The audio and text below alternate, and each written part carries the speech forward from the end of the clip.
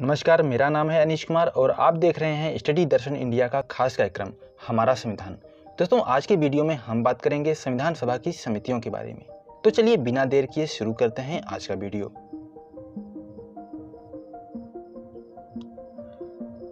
Mountbatten योजना के तहत मिली स्वतंत्रता और विभाजन के बाद 14 अगस्त 1947 की देर रात विभाजित भारत की संविधान सभा की पहली बैठक हुई और ठीक मध्य रात्रि में स्वतंत्र भारत की विधायी सभा के रूप में कार्यभार ग्रहण किया। वैसे संविधान सभा का विधानमंडल के रूप में पहली बैठक 17 नवंबर 1947 को हुई तथा जीवी मावलंकर को इसका अध्यक्ष निर्वाचित किया गया था। संविधान सभा ने संविधान के निर्माण से संबंधित विभिन्न कार्यों को करने के लिए कई समितियों का गठन किया था। संविधान सभा ने अपनी सभी समितियों का गठन एक ही दिन में नहीं किया था, बल्कि कार्य के दबाव को कम करने, बेहतर कार्य संचालन और विषय विशेषज्ञों की भूमिका को सम्मिलित करने के लिए जरूरत के मुताबिक समय समय पर किया था। इन्हीं समितियों में से एक सबसे महत्वपूर्ण समिति थी प्रारूप समिति, जिसका गठन 29 अगस्त 1947 को डॉक्टर भीमराव अंबेडकर की अध्यक्षता में किया गया था। इन समितियों में 8 बड़ी समितियां थीं तथा कई अन्य छोटी समितियां थीं। चलिए अब बात करते हैं बड़ी समितियों के बारे में। संघ शक्ति समिति, इसके अध्यक्ष जवाहरलाल नेहरू थे। संघीय संविधान समिति, इसके अध्यक्ष जवाहरलाल नेहरू थे। प्रांतीय संविधान समिति, इसके अध्यक्ष सरदार पटेल थे। प्रारूप समिति, इसके अध्यक्ष डॉक्टर भीमराव अंबेडकर थे। प्रक्रिया नियम समिति, इसके अध्यक्ष डॉक्टर राजेंद्र प्रसाद थे। राज्यों से समझौते के लिए समिति, इसके अध्यक्ष जवाहरलाल नेहरू थे। संचालन समिति, इसके अध्यक्ष डॉक्टर राजेंद्र प्रसाद थे। मौलिक अधिकारों, अल्पसंख्यकों एवं जनजातियों तथा बहिष्कृत क्षेत्रों के लिए सलाहकार समिति, इसके अध्यक्ष सरदार वल्लभ भाई पटेल थे। मौलिक अधिकारों से संबंधित समिति के अंतर्गत 5 उपसमितियां थीं, जिनमें से मौलिक अधिकार उपसमिति, इसके अध्यक्ष जेबी कृपलानी थे। अल्पसंख्यक उपसमिति, इसके अध्यक्ष एच.सी. मुखर्जी थे। उत्तर पूर्व सीमांत जनजाति क्षेत्र असम को छोड़कर तथा आंशिक रूप से छोड़े गए क्षेत्र के लिए उपसमिति, इसके अध्यक्ष गोपीनाथ बरदोई थे। और छोड़े गए एवं आंशिक रूप से छोड़े गए क्षेत्रों असम में सिंचित क्षेत्रों के अलावा के लिए उपसमिति, इसके अध्यक्ष ए.वी. ठक्कर थे। उधर उत्तर पश्चिमी फ्रंटियर जनजाति क्षेत्र उपसमिति, यह क्षेत्र बंटवारे के बाद पाकिस्तान के क्षेत्र में चले गए थे, इसलिए अध्यक्ष की जानकारी नहीं है। चलिए अब जानते हैं प्रारूप समिति के बारे में। संविधान सभा की सभी समितियों में सबसे ज्यादा महत्वपूर्ण समिति थी प्रारूप समिति। इसका गठन 29 अगस्त 1947 को हुआ था। यह वह समिति थी जिसे नए संविधान का प्रारूप तैयार करने की जिम्मेदारी सौंपी गई थी। इस समिति में 7 सदस्य थे। डॉक्टर भीमराव अंबेडकर इस समिति के अध्यक्ष थे। इसके अलावा N Gopalaswami Ayyangar, Alladi Krishnaswami Ayyar, doctor K M. Munshi, Syed Mohammad Saadulla, N Madhavrao और वी.टी. कृष्णमाचारी इस समिति के सदस्य थे। चलिए एक नजर डालते हैं छोटी समितियों पर। वित्त एवं कर्मचारी समिति, इसके अध्यक्ष डॉक्टर राजेंद्र प्रसाद थे। प्रत्यायक समिति, इसके अध्यक्ष अलादी कृष्णा स्वामी अय्यर थे। सदन समिति, इसके अध्यक्ष वी. पट्टाभी सीतारमैया थे। कार्य संचालन समिति, इसके अध्यक्ष डॉक्टर के.एम. मुंशी थे। राष्ट्रध्वज संबंधी तदर्थ समिति, इसके अध्यक्ष डॉक्टर राजेंद्र प्रसाद थे। संविधान सभा के कार्यों के लिए समिति, इसके अध्यक्ष जीवी मावलंकर थे। सर्वोच्च न्यायालय के लिए तदर्थ समिति, इसके अध्यक्ष एस. वरदाचारी थे, जो कि संविधान सभा के सदस्य नहीं थे। मुख्य आयुक्तों के प्रांतों के लिए समिति, इसके अध्यक्ष वी. पट्टाभी सीतारमैया थे।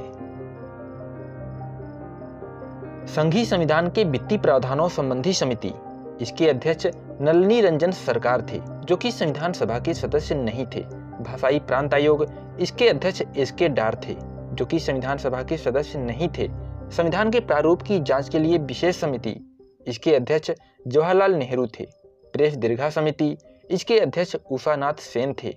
नागरिकता पर तदर्थ समिति, इसके अध्यक्ष एस. वरदाचारी थे। विभिन्न समितियों के प्रस्तावों पर गहन विचार विमर्श करने के बाद डॉक्टर अंबेडकर की अध्यक्षता में प्रारूप समिति ने भारत के संविधान का पहला प्रारूप तैयार किया। डॉक्टर अंबेडकर ने 4 नवंबर 1949 को संविधान सभा के समक्ष संविधान का अंतिम प्रारूप पेश किया। इस अंतिम प्रारूप पर भी सभा में 7,635 संशोधनों के प्रस्ताव आए। इनमें से लगभग 2,473 पर ही चर्चा की गई एवं इसका निपटारा किया गया।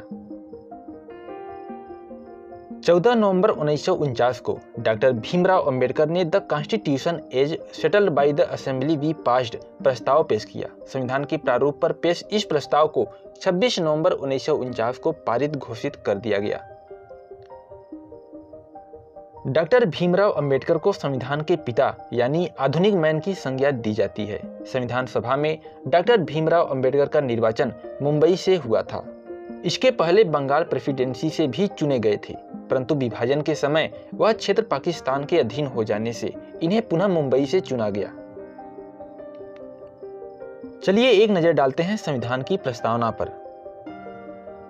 हम भारत के लोग भारत को एक संपूर्ण प्रभुत्व संपन्न, समाजवादी, धर्मनिरपेक्ष, लोकतांत्रिक गणराज्य बनाने के लिए और इसके समस्त नागरिकों को सामाजिक, आर्थिक और राजनीतिक न्याय, विचार, अभिव्यक्ति, धर्म, विश्वास व उपासना की स्वतंत्रता, प्रतिष्ठा और अवसर की समता प्राप्त कराने के लिए तथा व्यक्ति की गरिमा और राष्ट्र की एकता तथा अखंडता सुनिश्चित करने वाला बंधुता बढ़ाने के लिए दृढ़ संकल्पित होकर अपनी इस संविधान सभा में आज दिनांक 26 नवंबर 1949 को एतद द्वारा इस संविधान को अंगीकृत, अधिनियमित और आत्मार्पित करते हैं।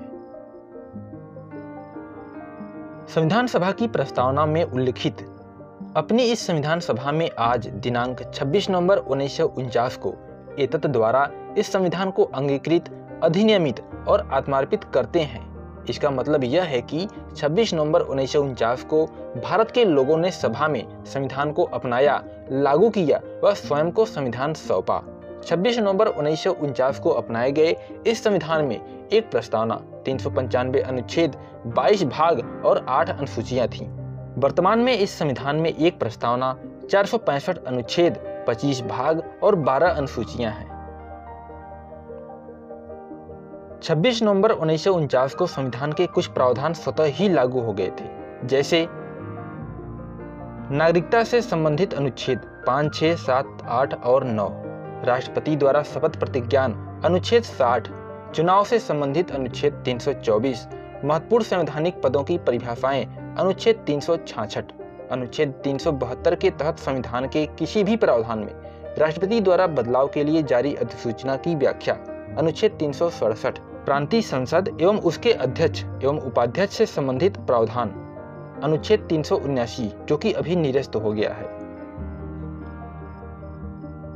राष्ट्रपति से संबंधित प्रावधान जो कि अभी निरस्त हो गया है अनुच्छेद 380, अंतिम संसद तथा राज्यों की अंतिम विधायिकाओं में आकस्मिक रिक्तियों को भरने संबंधी प्रावधान अनुच्छेद 388 जो कि फिलहाल निरस्त है, कतिपय आकस्मिकता में पहली एवं चौथी अनुसूची में संशोधन की राष्ट्रपति की शक्ति अनुच्छेद 391, कठिनाइयों को दूर करने की राष्ट्रपति की शक्ति अनुच्छेद 392, संविधान का संक्षिप्त नाम भारत का संविधान अनुच्छेद 393।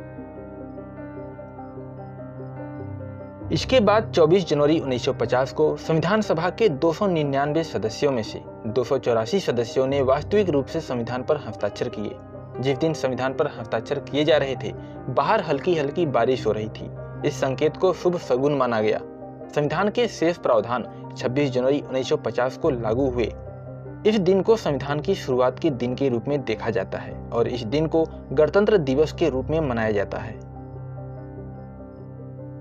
संविधान सभा में 6 सदस्यों जवाहरलाल नेहरू, वल्लभ भाई Patel, doctor Rajendra Prasad, KM. Munshi, Alladi Krishnaswamy Iyer, doctor Bhimrao Ambedkar की भूमिका सबसे महत्वपूर्ण थी। इन 6 सदस्यों को 2 प्रशासनिक अधिकारियों, इनमें से एक वी.एन. राव जो भारत सरकार के संवैधानिक सलाहकार थे और उन्होंने अन्य देशों की राजनीतिक व्यवस्थाओं का गहन अध्ययन करके कई चर्चा पत्र तैयार किए थे। दूसरे अधिकारी एस.एन. मुखर्जी थे। इनकी भूमिका मुख्य योजनाकार की थी। मुखर्जी जटिल प्रस्तावों को स्पष्ट वैदिक भाषा में व्यक्त करने की क्षमता रखते थे। चलिए एक नजर डाल लेते हैं संविधान सभा के उन अन्य अति महत्वपूर्ण सदस्यों के बारे में जिन्होंने संविधान को तैयार करने में अपना अहम योगदान दिया था। संविधान सभा के सचिव एच.वी.आर. अयंकर, संविधान सभा के प्रमुख सुलेखक प्रेम बिहारी नारायण रायजादा, संविधान के मूल संस्करण का सौंदर्यीकरण करता नंदलाल बोस और ब्यूगर राम मनोहर सिन्हा। मूल प्रस्तावक के सुलेखक प्रेम बिहारी नारायण रायजादा। मूल प्रस्तावना के सुंदरीकरण करता राम मनोहर सिन्हा। संविधान के हिंदी संस्करण का सुलेखक बसंत कृष्ण वैद्य। संविधान के हिंदी संस्करण का सुंदरीकरण करता नंदलाल बोस।